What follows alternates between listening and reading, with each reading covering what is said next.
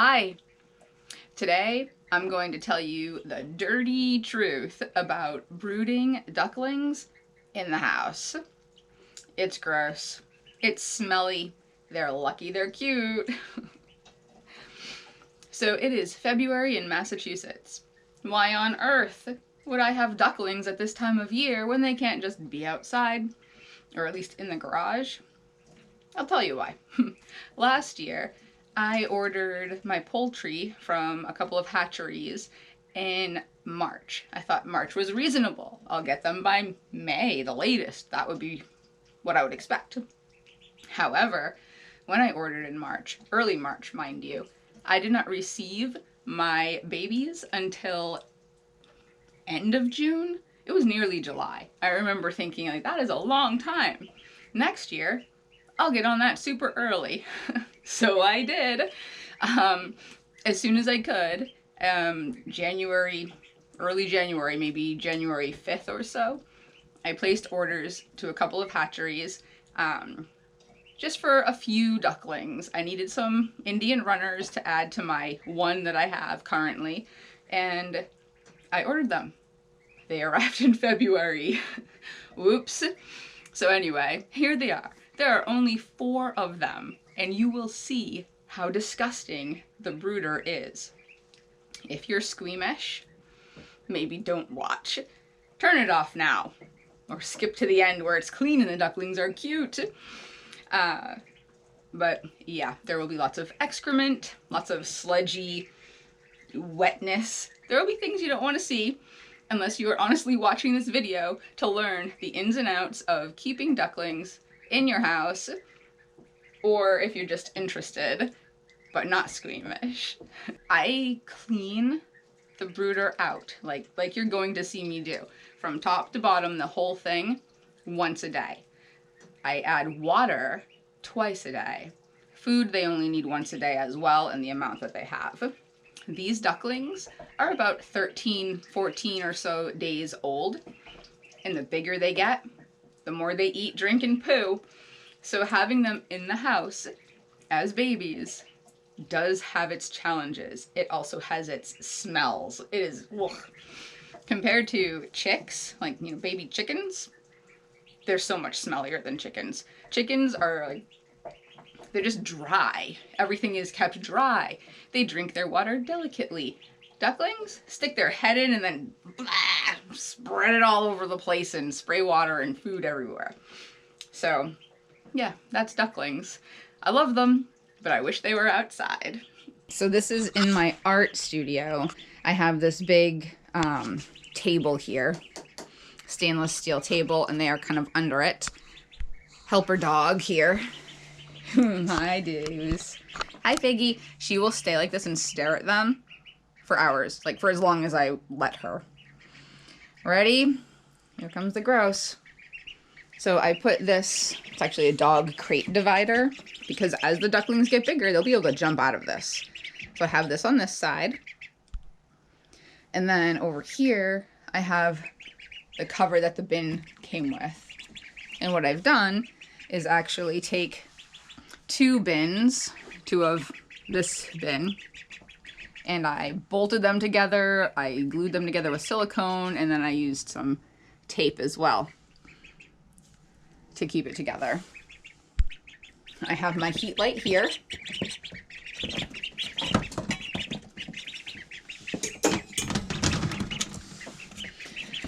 And there you go.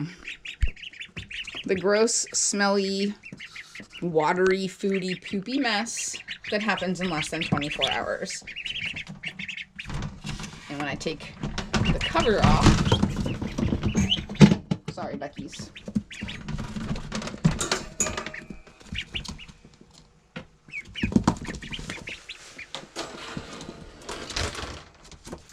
You can see that I also have a heat plate. So this is supposed to mimic a mother duck or hen better than the light. So it creates heat. It's warm on top too, but the ducklings go underneath and they hang out under there, and it puts warmth above them like their mom would if they were hatched under a mom. So it's basically like sludge that they create. They tipped over one of their waterers. They put their heads in the water, then they shake their head around, which when this is clean, I'll show that at the end of the video. You'll see them. They stick their head in, then they come out and shake. Hello, babies. Yeah, you guys are adorable and disgusting. Their food's all gross. Their water's gross. And this year I've been using dog training pads for the bottom layer. Normally I would use shredded newspaper, but this year, because we had a puppy, we actually have a whole bunch of those lying around unused, and she would tear them up. So they were no good for potty training the puppy, so I have almost a whole box, and I'm using them to make cleaning the brooder easier, which it really has made it easier than last year with all newspaper. And the newspaper also gets smellier, in my opinion. All right, so I'm going to show how I'll show how I actually clean this up and get it new and ready. Yuck.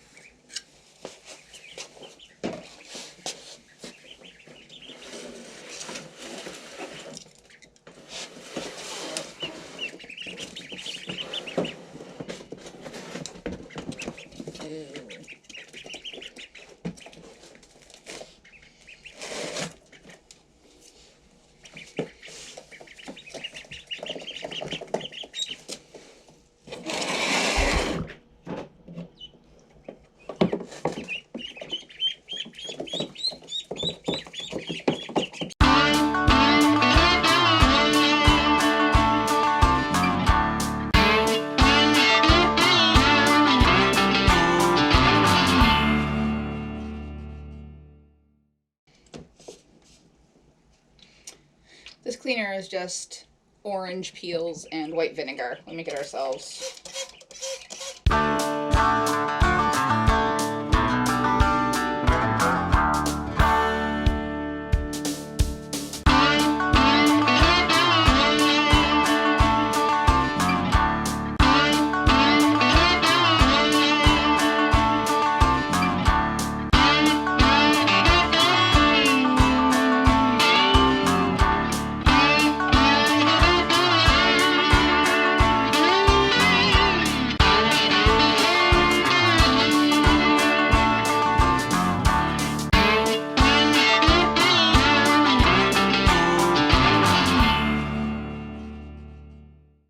Side note, I keep the garbage right outside my basement door. We have a walkout, so you can just walk out and it's right there. Put it in there so that it doesn't stay in the house, because ew.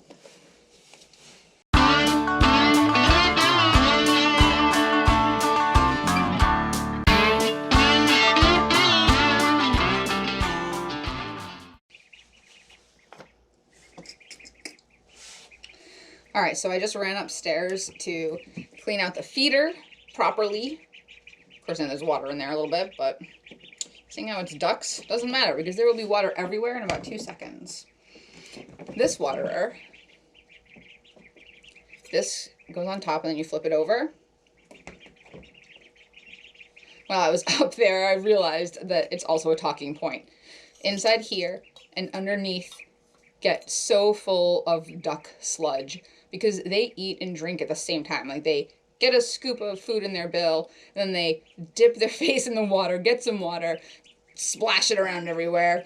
That's just how they eat. So that creates a whole lot of sludge damming in other places. That's why I give them an additional waterer. I made this one, which I'll fill to here, and then there's holes for them to stick their head in so that they can drink and dip their whole head to clean out their airways. However, they're not big enough to be swimming yet. I don't want them swimming. So therefore it has a cover and only holes for their heads. And then this thing needs a good clean too before I can put it all back together.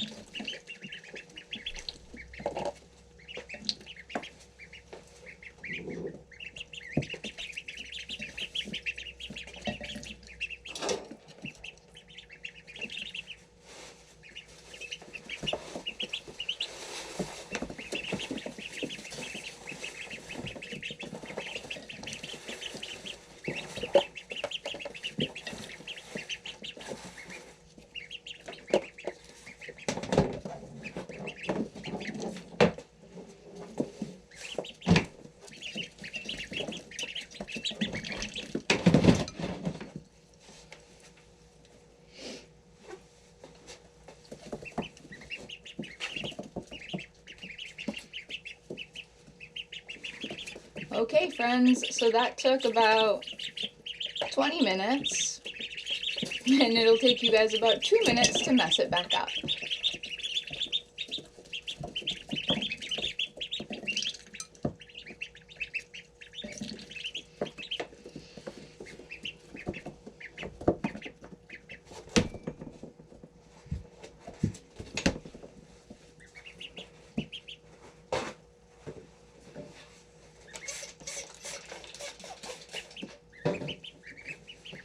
Last thing, clean off the cover, because that also gets splattered with yuck.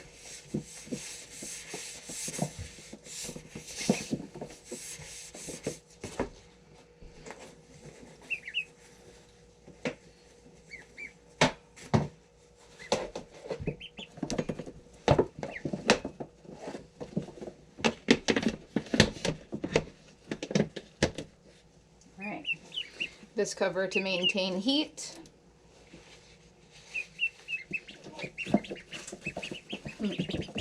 This one to maintain airflow, but keep them in. And now I go and wash up my hands. Wash them real well, right, babies?